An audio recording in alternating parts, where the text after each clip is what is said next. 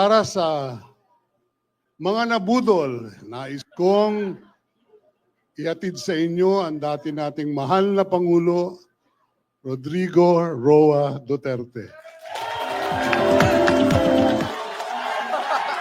Duterte! Duterte! Duterte! Duterte! Duterte! Itong ekonomiya, mabigat to. Walang bright dito. But at least naman yung sabi ko pagkain, sana mahanapan nila ng paraan. Talagang tumataas eh. Kaya I don't know how it operates now. But if you continue to practice democracy, we have to have a Senate na kailangan nandyan even to persuade any sitting government to do what is right. So, nakikita ko si Philip Salvador, ang naalaala ko sa kanya, artista siya. Mahusay na artista. Kaya idol ko siya, yung mga sine niya, pinapanood ko. Tinitignan ko siya kung paano niya yakapin yung mga babae at paano niya inahalikan.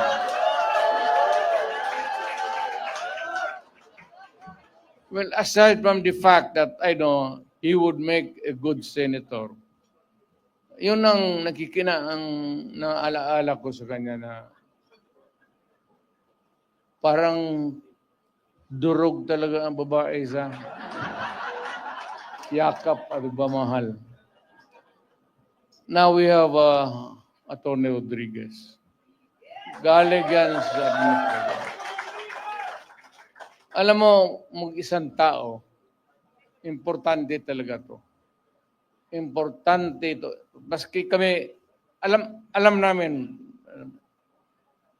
baski yun ang nakakilala sa akin personal. Importante ang tao na may prinsipyo. At ang isang nakita ko na Pilipino na may prinsipyo na umalis sa trabaho niya because the dynamics of the position of which he was there in Malacanang was no longer right. He chose to make the decision. At nakita ko, as a matter of, hindi naman kailangan sabihin niya, but nakita natin, as a matter of principle, importante talaga yan. Atty. Rodriguez.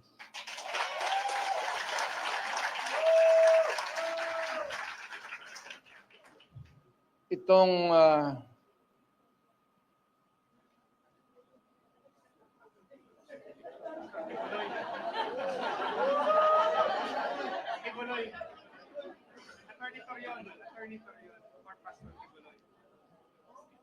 para ka kay Kibuloy?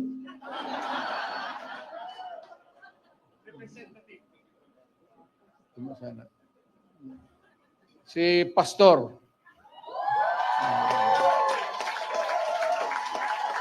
At least kung maghanap ka ng tao na kandidato, kung manalo at makaupo dyan as a senator who has the moral values, pati marunong bright.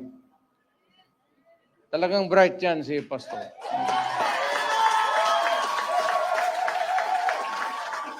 Hindi lang ninyo narinig kasi pastor eh. Ang yung sinasabi, yung ganon, ang mga apostoles, ano ba naman alam, apostoles ng yawa. Dito tayo sa politika ito eh. So, si Pastor Kibuloy para sa Senado.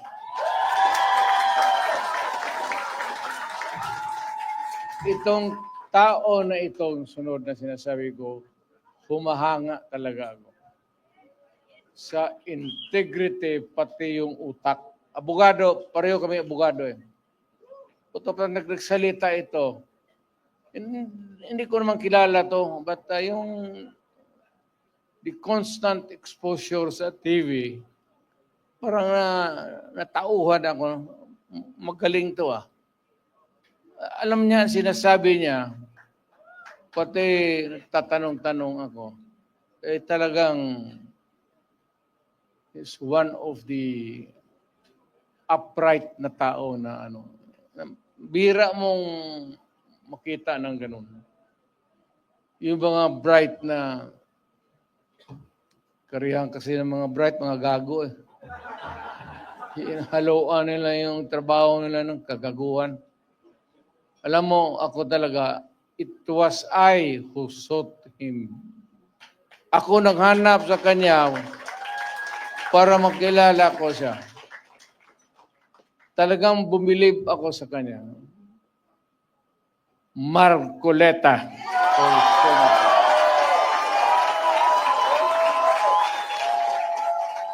Totoo yan, sir. Hindi kita alam niya, hindi niya.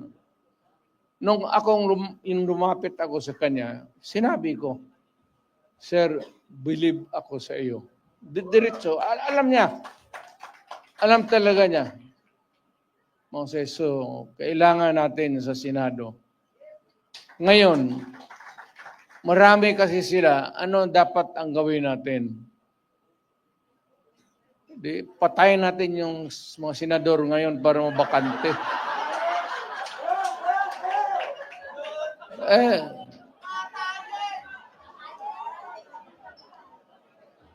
Kung makapatay tayo ng mga 15 na senador, pasok na tayo lahat.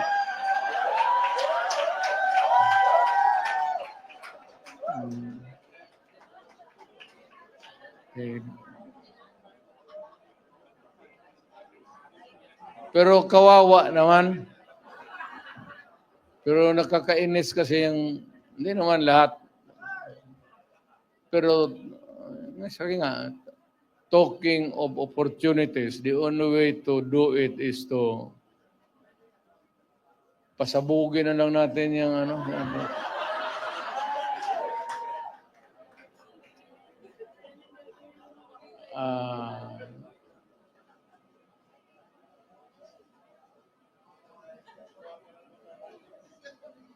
Itong sa sunod ko, mahusay na abogado to. He's a practicing lawyer and is really very bright. Marunong talaga to. Marunong sa lahat. Abogado, sa trial,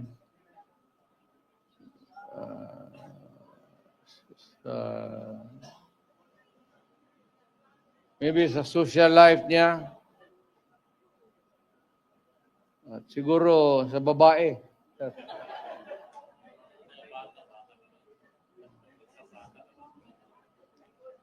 Huwag mong kalimutan yan, sir, kasi yan ang pagpapabata talaga sa iyo. Totoo yan.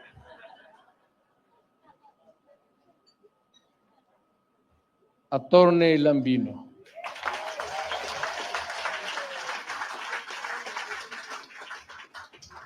Hindi ko na kailangan.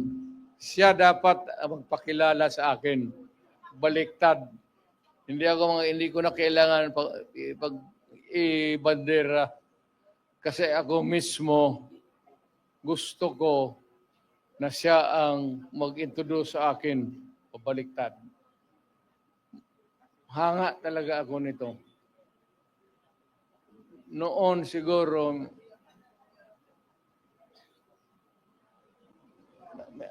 may asawa ka naman, no? Marami po. Marami, Mayor. Pareho tayo. Kaya ka nang kalitsi-litsi ang buhay na.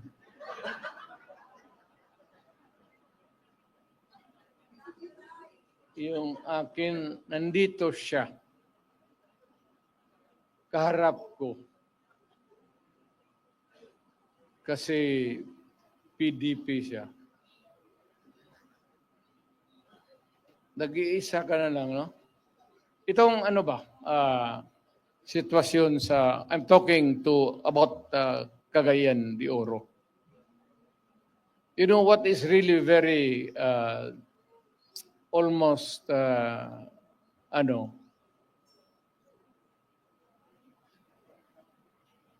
sad, yung itong PDP was a creation of the politicians mainly dyan sa Cagayan de Oro, Oriental, Misamis. Dyan, ako naging PDP na presidente ako. Alam mo, sa totoo lang, what is very shocking to me, really, hindi naman sa pang-ano ha, hindi ako nagpapatawa. Alam mo, walang PDP doon sa Cagayan. Mag-isa na lang. Si Councilor Balaba. Tumindi ka nga, girl.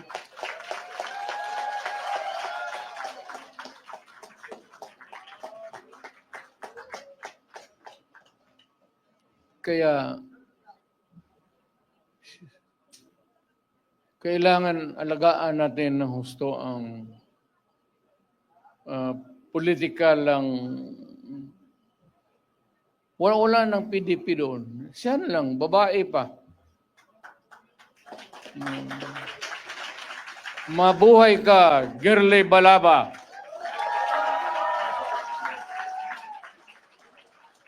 Mabuhay ka, Girly Balaba. At si Rudy Duterte.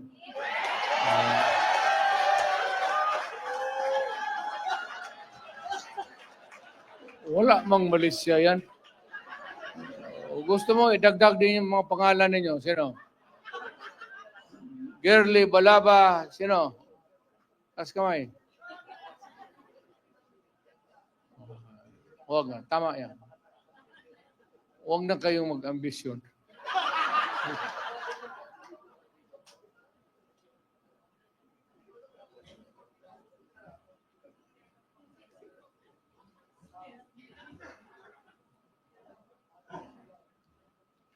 For the rare occasions that I visit Western Visayas, may nakita ako tao na talagang merong go na a lawyer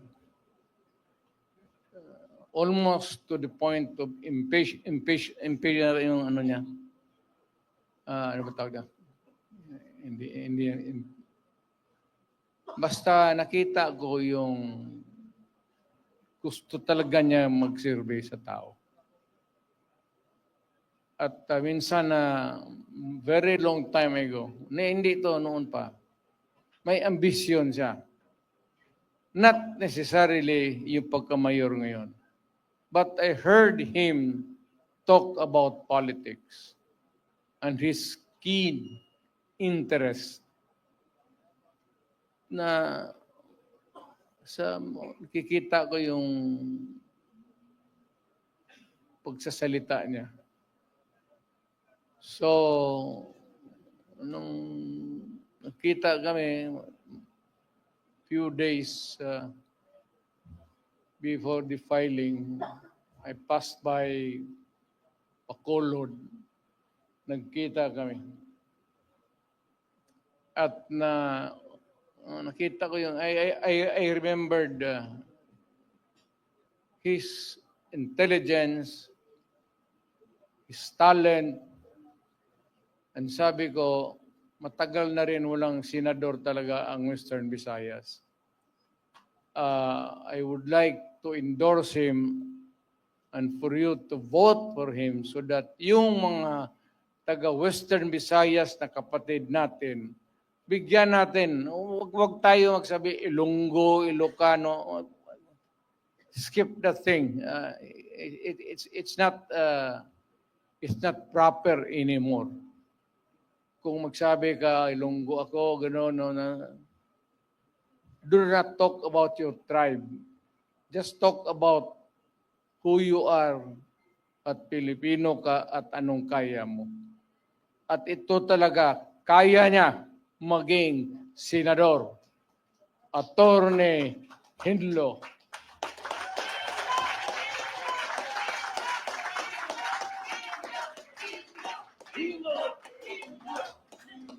Lintek lunggo na ya.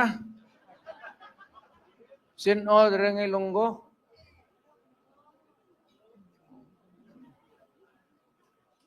Teka, padag-on mo na si, para may, hindi naman sa pang ano. It's not because I'd like to, gusto ko rin talaga na may representation ang Western Visayas. Dapat lang. Magpapanalo tayo ng, para, alam mo, magkakapatid tayo. At yung Pilipinas, hindi mo nang sabihin na magpatakbo ka, lahat taga Davao lang. It ain't that way. Kung naging presidente ka na, gusto mo i-distribute yung position para well represented yung ating bayan. Mag-usap tayo doon, Ilonggo, Ilocano, Waray, Igorot, para lahat. So, itong sunod,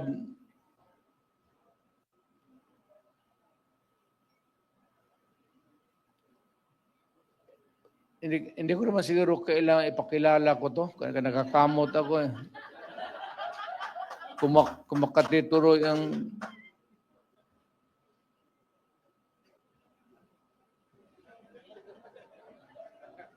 may pera ka bang?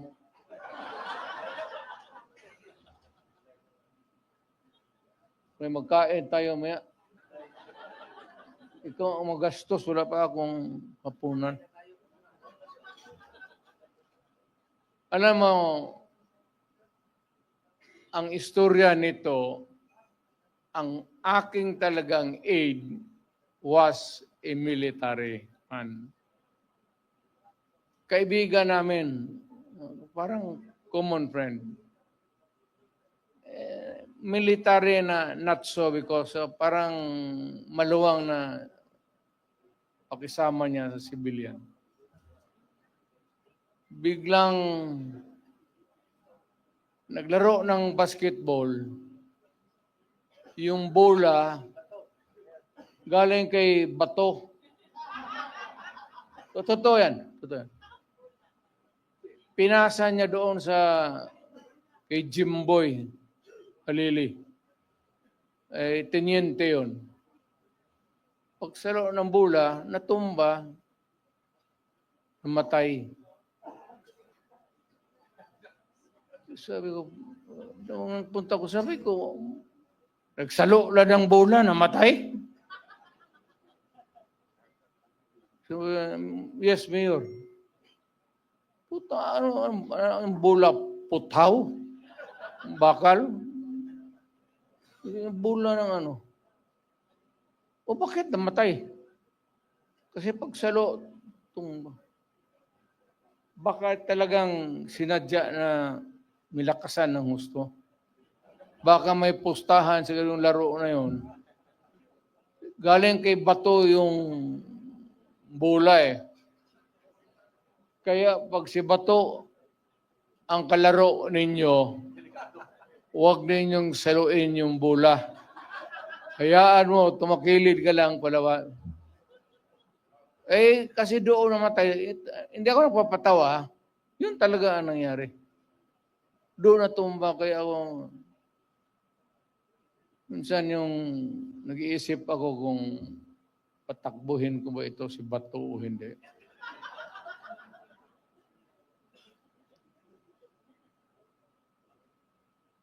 Alam mo, kung maghahanap kayo ng original taga na DDS, huwag ka lang mano ha. Siya. Siya yan.